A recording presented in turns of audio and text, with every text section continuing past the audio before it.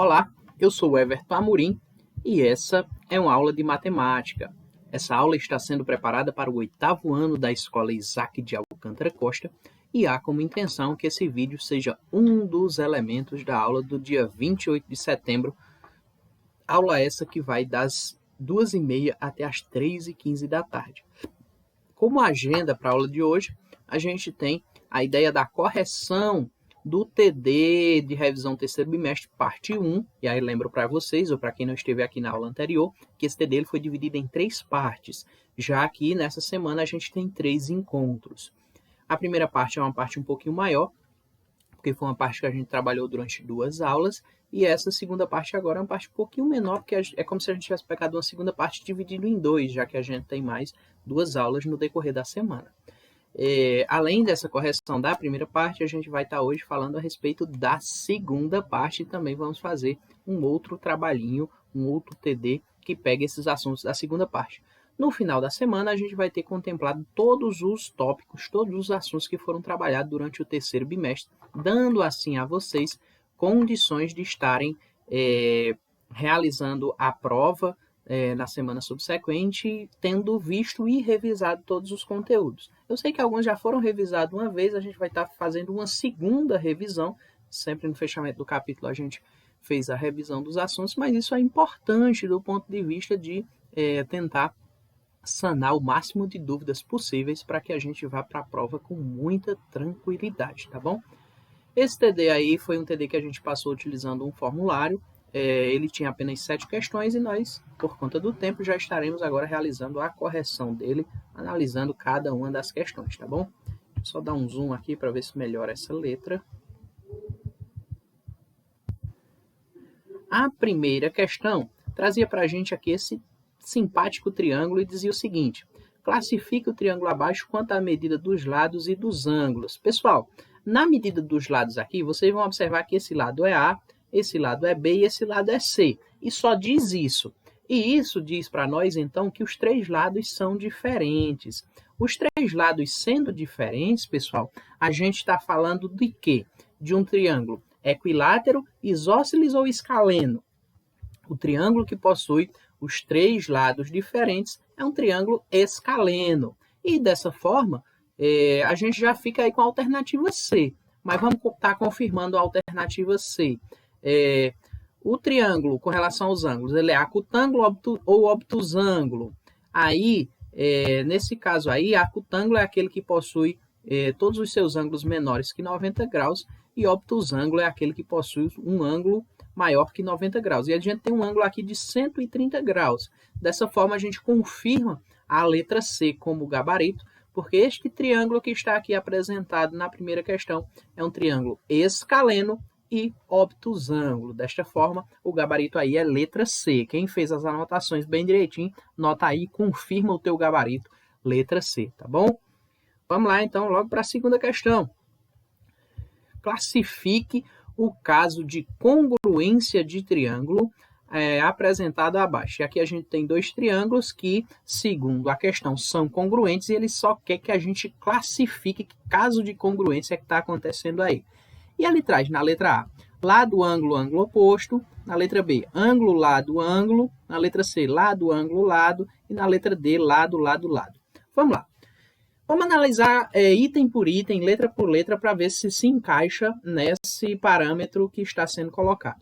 A primeira, o item A, diz que é lado, ângulo, ângulo oposto. A questão só dá para a gente um ângulo, somente esse ângulo de 90 graus aqui, 2 lados. Então, não tem como ser o que está apresentado aí na letra A. Na letra B, diz ângulo, lado e ângulo. Desta forma, nós teríamos que ter 2 ângulos em cujos lados que tocam os 2 ângulos aparecesse. A gente não tem, a gente tem um ângulo só de 90 graus aparecendo. Letra C, lado, ângulo, lado. Opa, olha aí. Lado, e a gente tem um lado aqui 3.2, ângulo, ângulo de 90 graus, lado 3.6. Está aparecendo que é a letra C, mas vamos só olhar a letra D para ter certeza que de fato o gabarito é a letra C. Letra D diz lado, lado, lado. Eu só tenho 2 lados sendo aí identificados. Então, de fato, o meu gabarito para essa segunda questão é a letra C. Eu estou tratando aí do caso de congruência lado, ângulo, lado, que garante que os nossos triângulos são congruentes. Ah, Everton, mas você falou lá na congruência de triângulos que se o caso de congruência aparecer, quer dizer que tudo é igual, todos os ângulos são iguais, todos os lados são iguais. São, mas a questão quer saber qual é o caso que apresenta aí, que garante essa congruência. E aí, no caso, a alternativa é a letra C, tá bom? Na terceira questão, a gente tem uma figurinha aí bonitinha. Aí alguém deve estar se perguntando, Everton, essas questões estão todas lá nos exercícios do livro. Algumas vieram na íntegra, outras foram adaptadas, mas eu não vou estar trazendo aqui para vocês assuntos que a gente não trabalhou.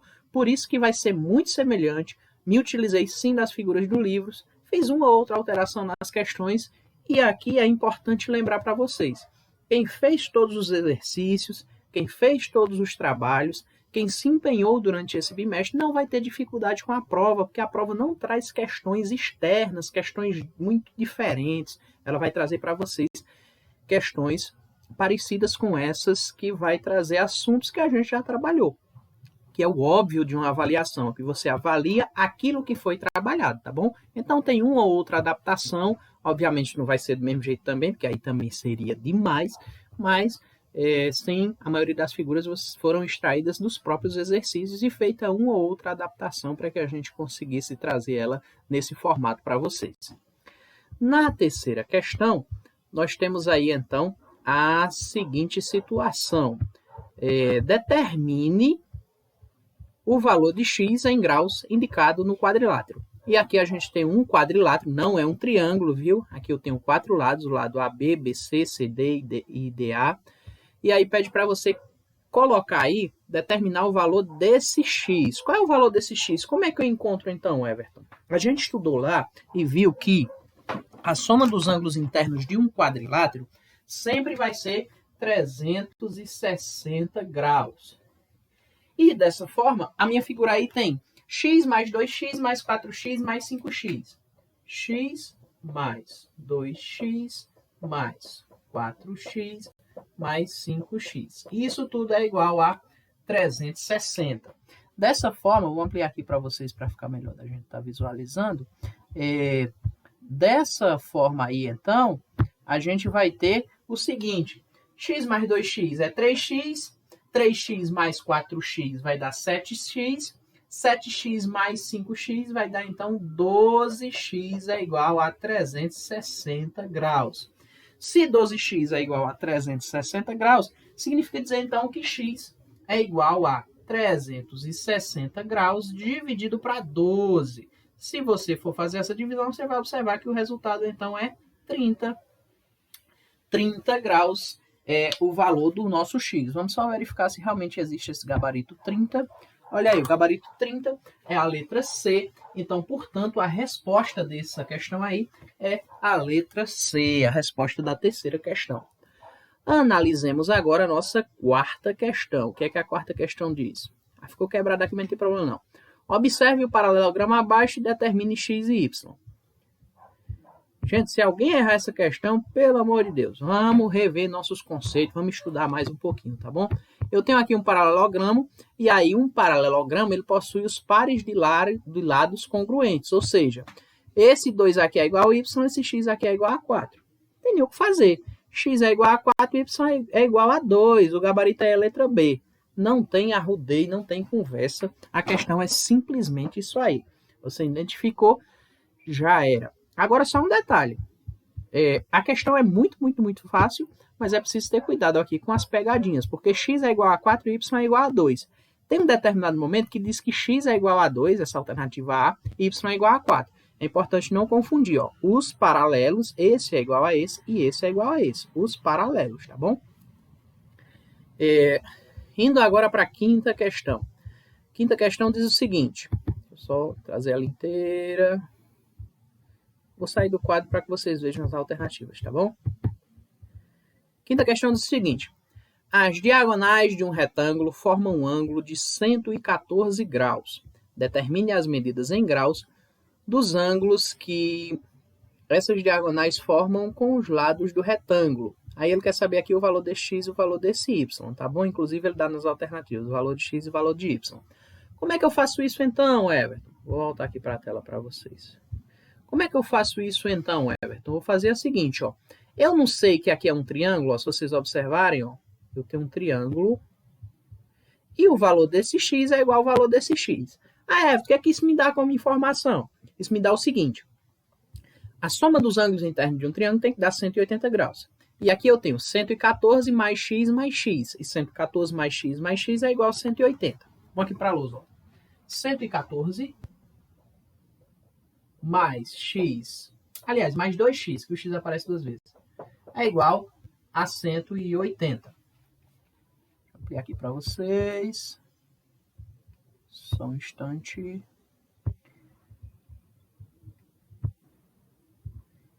Isso aí estando posto, eu vou ter então que 114 mais 2x é igual a 180. 2x vai ser igual a 180 menos 114. 2x vai ser igual a 66. 66. X então é igual a 66 dividido para 2. O valor de x é 33. Opa, já encontrei o valor de x. Encontrado o valor de x, que é 33, vou até voltar aqui para a questão. X é 33. Opa, se x é 33, eu já fiquei aí entre a alternativa A e a alternativa B. Como é que eu vou saber agora se é A ou se é B? Olha só, aqui não é x e aqui não é y. E esses dois ângulos juntos tem que dar 90 graus. De 33, falta quanto para 90? É 30 ou é 57? 57. Então, a alternativa correta aí é a alternativa que está apresentada na letra B de bola, que responde, então, com eficiência a nossa quinta questão. Sexta questão. E última, né? Só foram 6. Deixa eu só verificar aqui porque ela não está indo para vocês. Pessoal, qualquer dúvida que vocês tiverem, tá bom? É só anotar aí, quando a gente retornar para o grupo, vocês tentam, que eu vou tentar estar dando esse auxílio para vocês no sentido de tirar dúvidas, porque esse é o momento. Na hora da prova, quando a gente estiver fazendo a avaliação, aí não vai dar mais para fazer esse momento, tira dúvidas, tá bom? Sexta questão. Um dos ângulos obtusos de um trapézio isósceles mede 100 graus. Aí tá aqui, ó, o ângulozinho. Como esses ângulos são equivalentes, esse mede 100 e esse mede 100. Determine em graus a medida de x do ângulo e o ângulo tá aqui o ângulo formado pelas bissetrizes dos ângulos internos à base maior. Vamos lá. Como é que eu faço essa questão, Everton? Pelo amor de Deus, só tem um ângulo aí. Como é que eu vou fazer? Vamos lá. Eu não tenho aqui que o valor desse ângulo aqui é 100 e esse é 100. A soma dos ângulos internos de um trapézio, que também é um quadrilátero, valem 360 graus. O que é que eu quero dizer com isso? Esse A mais B mais C mais D tem que dar 360. Aqui eu já tenho 200, ó. Falta quanto? 160. Então, 160 eu tenho que distribuir entre B e entre C, não é? É entre um ângulo inteiro, tá bom? Tudo. 160 dividido para 2 dá 80. Se dá 80, e aqui está dividido na metade, aqui é 40 e aqui é 40. Somando os dois, eu já tenho 80 graus aqui nos ângulos do triângulo. A soma dos ângulos internos do triângulo tem que dar 180. Eu não já tenho 80. Falta quanto? Falta 100. Item correto aqui, item C, está respondida a nossa sexta questão, finalizando assim o nosso trabalho de revisão. Tá ok? Então, vamos observar agora qual vai ser o bloco de questões, o bloco de assuntos, perdão, que a gente vai estar trabalhando hoje com relação ao nosso momento de revisão, tá bom? Nós temos aqui, então, localizei, ok? Nós temos aqui, nós vimos ontem, na aula anterior, a gente trabalhou esse primeiro bloco, que trazia triângulos, congruência de triângulo, quadrilátero, classificação de quadrilátero, paralelogramo, retângulo, losango, trapézios e trapezóides. Essa foi a primeira parte, que foi uma parte maior, mais robusta. mais robusta, perdão. Agora a gente vai ver uma segunda parte, um pouquinho mais sucinta, já que a gente tem uma aula hoje um pouquinho menor, tá bom?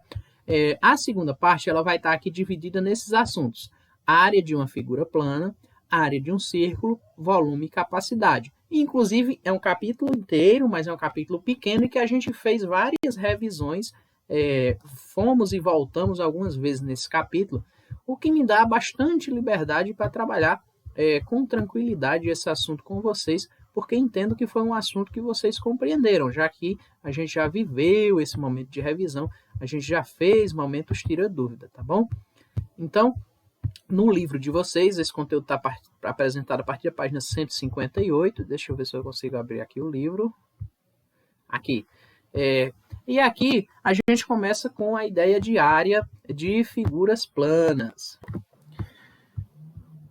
As áreas de figura plana, e a gente tem aqui a primeira fórmula para a gente, que vai ser a área do retângulo. Esse conteúdo ele se baseia bastante em fórmulas, então a gente vai ver um bocadinho de fórmula aqui nesse conteúdo que trata a respeito de áreas. E aí, se você quiser até fazer no seu caderno, um bloquinho de notas separados, botando essas fórmulas, talvez auxilie no processo, tá bom? Primeira área, a área do retângulo. A área do retângulo é dada pela base vezes a altura. E a gente vê que essa fórmula ela acaba se repetindo em alguns momentos em outros figuras. A área do retângulo e do quadrado é base vezes a altura. E aí a gente tem uma situação que traz essa área para a gente. Já a área do triângulo e do paralelogramo, como é que eu faço o cálculo da área do triângulo e do paralelogramo? A área do triângulo ela vai ser igual a base vezes a altura dividido por 2, porque um triângulo, e essa figura eu falei para vocês e repito de novo, ela lembra bastante que aqui um triângulo pode ser representado como metade de um retângulo. Isso acaba servindo meio que grotescamente para o conceito num todo. E a área do paralelogramo? A área do paralelogramo, assim como a do quadrado e do retângulo, falei que ela ia se repetir, é igual a base vezes a altura.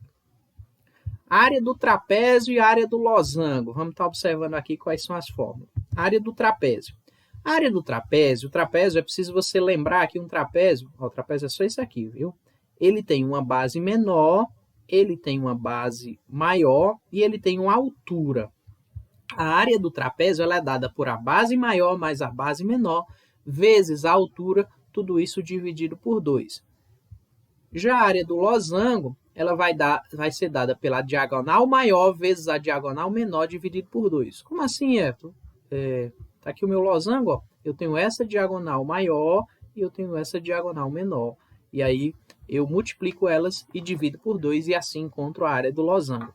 Vejam só, como eu falei para vocês, esse é um conteúdo que é baseado em fórmulas. Eu vou ter bastante fórmulas que vão estar me dando a ideia dessas áreas. Foi trabalhado um exercício a respeito, um exercício bastante vasto, que deu para a gente explorar essa ideia. E aí a gente chegou então na área do círculo. A área do círculo é dada por π. A área do círculo é igual a πr ao quadrado. Quem é π? A gente conversou bastante a respeito de π. π é um número que a gente dá uma aproximação, por exemplo, de 3,14.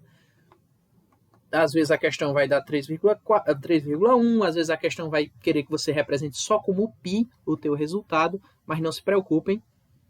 Nos enunciados, tanto do trabalho quanto da prova, sempre que eu precisar estar usando o 3,14, eu vou estar anunciando nos enunciados.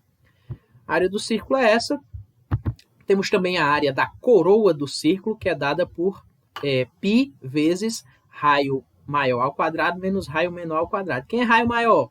Esse que parte do centro e vai até o final, a borda, e raio menor é esse que pega o círculo de dentro. E a coroa do círculo é essa partezinha em roxo aqui, que lembra um pouquinho a coroa de um rei.